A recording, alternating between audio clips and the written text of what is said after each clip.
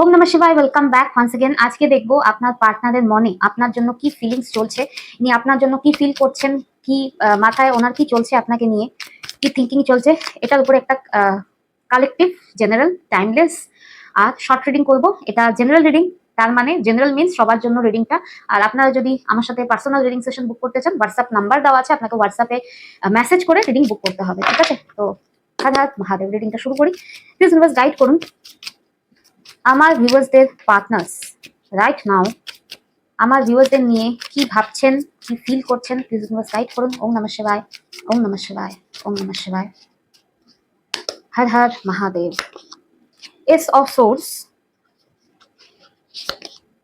Judgement, two of cups and the final card 10 of coins. দেখুন আপনার পার্টনারের না অনেকদিন পরে বলে না নাকে কানে জল গেছে, তো ওই অবস্থা একটা ডিপ রিয়ালাইজেশন হয়েছে। অনেকদিন পরে এনার লাইফে এমন কিছু হয়েছে যার পরে এনার লাইফে একটা ডিপ রিয়ালাইজেশন হয়েছে। আপনাকে নিয়ে অনেক ডাউট ছিল, তো সে ডাউটও চলে গেছে। কি রিয়ালাইজেশন হয়েছে? যে আপনি ওনার আলটিমেট লাভ, আলটিমেট ভালোবাসা, আলটিমেট লাভ পার্টনার। আর আপনার সাথে থাকলেই এনার লাইফে 10 অফ কয়েন স্টেবিলিটি হবে।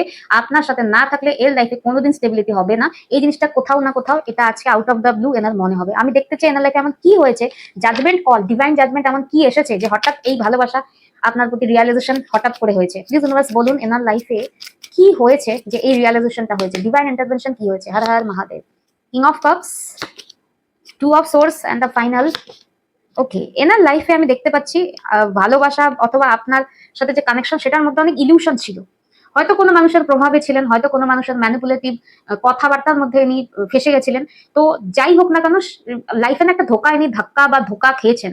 দ্য 10 অফ সোর্স, কোনো ধোকা খেয়েছেন এবং সেখানে আপনাকে নিয়ে যে এনার মনের মধ্যে একটা বাজে কথা বা বাজে একটা ধারণা তৈরি করার চেষ্টা হয়েছিল না, সেটা কোথা থেকে না কোথা থেকে ভেঙে গেছে। তখনই আপনার সাথে যে এনার কানেকশনটা অথবা আপনি এনাকে কিভাবে সাপোর্ট করতেন, এনার দরকারে আপনি কিভাবে এনার পাশে থাকতেন, সেই জিনিসটা রিয়ালাইজ করেন আপনার প্রতি এনার ভালোবাসাটা কোথাও ডিপেন্ড হয়েছে। তার মানে ইনি ধাক্কা খেয়েছেন, ধোকা খেয়েছেন, তারপরে রিয়ালাইজ করেছেন যে আপনি ওনার লাইফে কিভাবে সাপোর্ট করতেন। এই জিনিসটা যখনই রিয়ালাইজ হয়েছে তখনই আজকের দিনে ইনি ফিল করতে পারছেন যে আপনি ওনার আলটিমেট লাভ, আর আপনার সাথেই থাকলেই ওনার লাইফে স্টেবল একটা স্টেবিলিটি থাকবে।